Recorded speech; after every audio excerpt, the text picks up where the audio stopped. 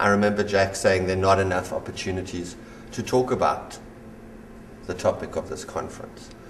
And the trashing of anthropology, which I'm entirely sympathetic with and I feel in many ways is justified, also asks for me the question of, okay, sure, of course this is a new insurgent field. It's underdeveloped, it's under-resourced, it struggles to find institutional homes and frameworks. At the same time, it's also kind of cutting edge and a little bit trendy. So it's in this very difficult, I think, both intellectual and institutional position.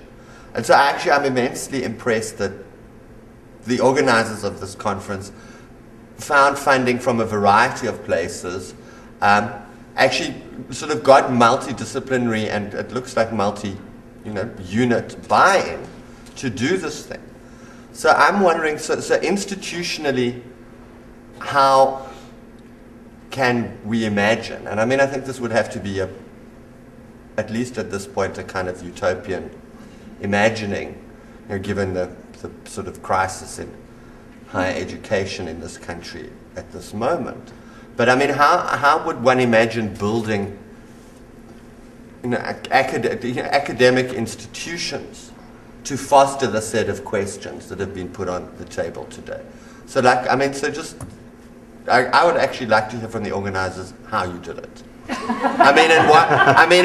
Or did it just run on charisma, which is, I think, a totally fine way to run things, but charisma, I want my institutions to be impersonal. So institutionally, what would a global trans studies initiative look like?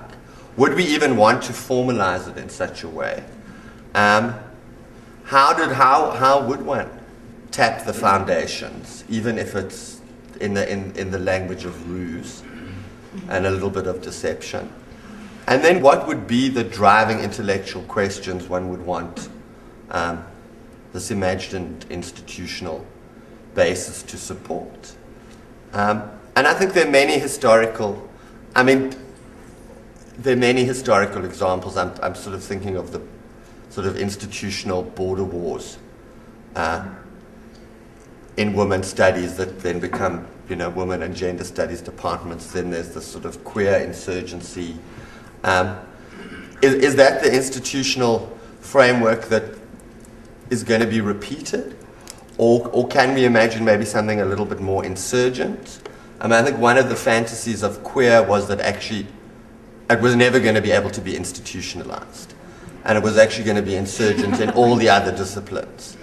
And it's very interesting that actually queer is the term that produces at the moment the strongest imperialist accusation, which I think is a fundamental misreading of queer, but that's from my position.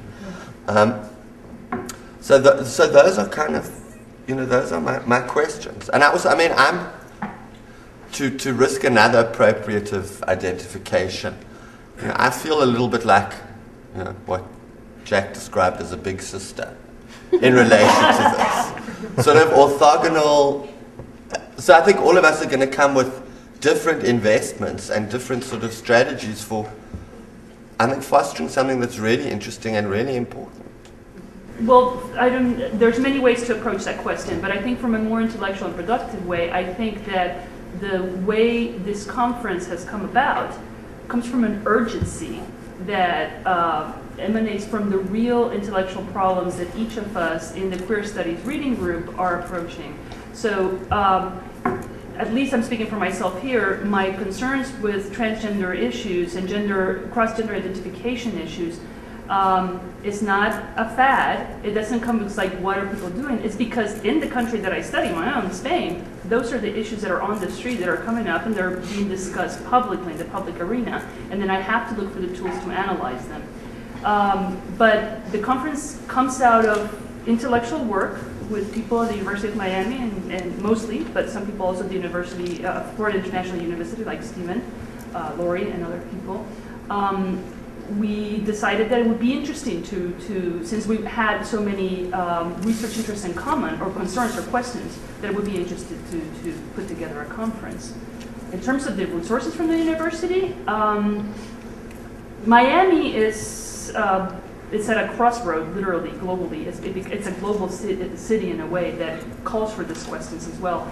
And so I think there's a genuine interest in the University of Miami of basically exploring any kind of global question of importance. And so I don't think it was difficult in terms of institutional support to put it together. All the units have been very cooperative, and it has not been seen as something that didn't need support. So that's as much, I think. But it comes, you know, it's an organic growth from the interest of the faculty and the graduate students.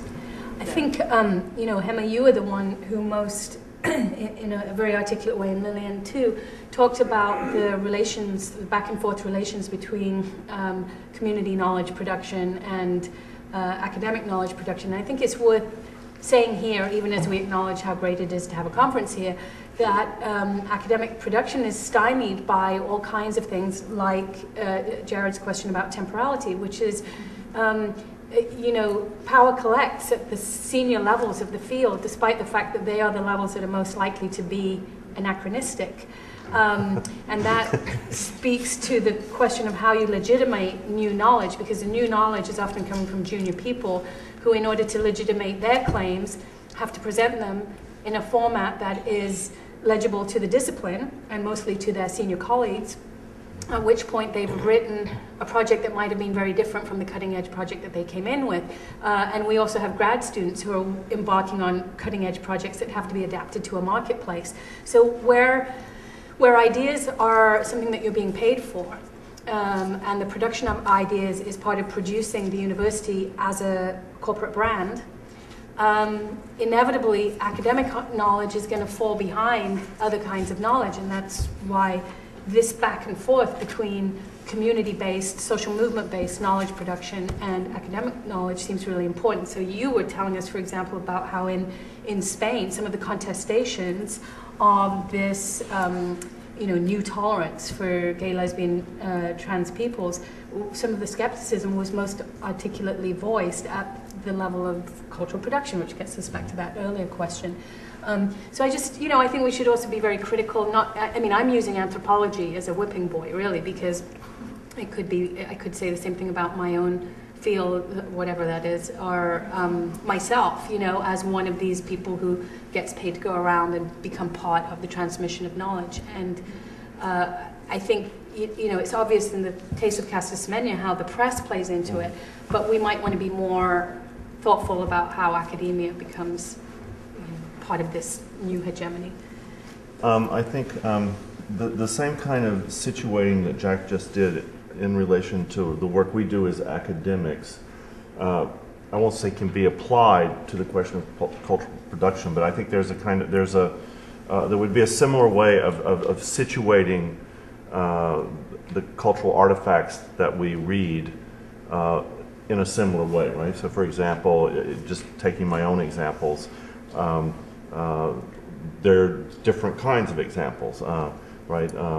One is the writing done by an academic in an institutional setting, someone who made a lot of money, perhaps not tons of money, but who led a fairly comfortable life based on this cultural production, right? So that production is part of flows of capital, we could say, or economic flows in ways that are important to consider when situating the importance of any given example, right? So the other examples I use would be somewhat different, right? It's very different. Sappho's novel, someone who's not as widely recognized, but someone who also is engaged in multiple forms of cultural production, right? Acting, singing, music production, in ways that, although I didn't talk about them, can be read or legible in the novel, right? One of the things I think I really liked the novel that Neville used as his example, because here you have a text, a cultural product, reflecting on its own, on this very question, right? What does it mean to be writing about a novel not in English and a novel in English, right? So it gives us the text gives us, to a certain extent, a way of thinking about this very issue. So I think that for me is how I try to approach the question of it's a question of evidence, right? How appropriate is it to use this this example of cultural production as evidence in a particular kind of argument or reading? Well, I think I would be inclined to agree that it is the spectacularizing that is, I mean, if one goes on the internet, that's what's gone viral, so to speak. And I think, and my anxiety about talking about it at all is that by even critiquing these representations, one is repeating them. But I think there's got to be some sort of space for actually using that spectacularization against itself, or for other ends.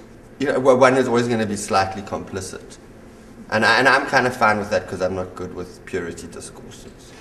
So I think one is in spectacularization, regrettably, but you know that's what we kind of given. I guess a comment question that I want to raise, a question that is implied by all of the discussions that we're having about gender variance, which is that we understand what gender conformity is by implication, that we think we know what gender variance is, and therefore we think we know when somebody is gender complying. And especially given, Neville's positioning of himself as a big sister, that's probably your role. We want to think about under the rubric. After all, we're not at a transgender identity conference. I mean, it might be me and maybe one other person who has any kind of transgender identification here, which is usually when I'm discussing transgender issues, there are all kinds of identity things going on in the room around authenticity and people stumbling over pronouns and all kinds of things, and those fights often become the totality of the event. And for me, this is kind of a relief that there isn't going to be a claim, made about, well, from my experience as blah, blah, blah, this is what's going on. And I'm glad that nobody has raised that.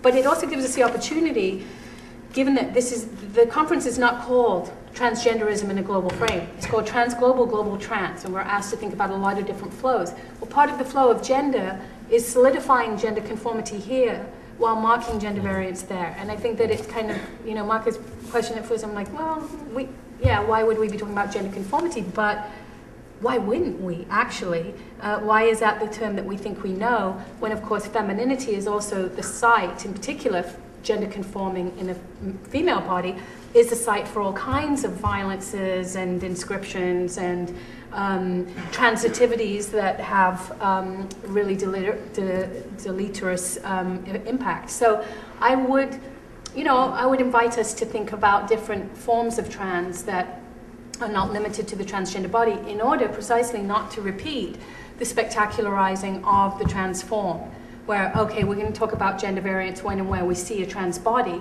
and never again. If we're in the post-Butler era, if we've absorbed the critique of gender stability that is proposed by gender performativity, then everybody's gender is in some kind of flux, right? And it's more a question of trying to figure out the meaning of your fluctuating gender in relationship to social norms, social privileges, and social exclusions. And that would be another set of examples that would be interesting to discuss. Your writing is so prosaic and it's so beautiful. I love reading your work, and it's something I try to emulate. And as I'm working on my manuscript, I wanted to know if you had any advice to junior scholars as far as how to nurture that, your voice, and also want to know what you did to nurture that, especially as a younger scholar. And then your presentation was just absolutely, I thought, brilliant in the sense that it was a lot of very spontaneous, but very easy to follow. And I wish you would have kept on going. But so anyway, so I just.